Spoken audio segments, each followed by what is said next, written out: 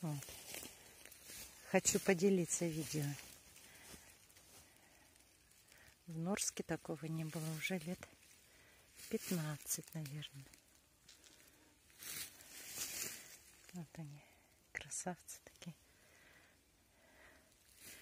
Посчитали?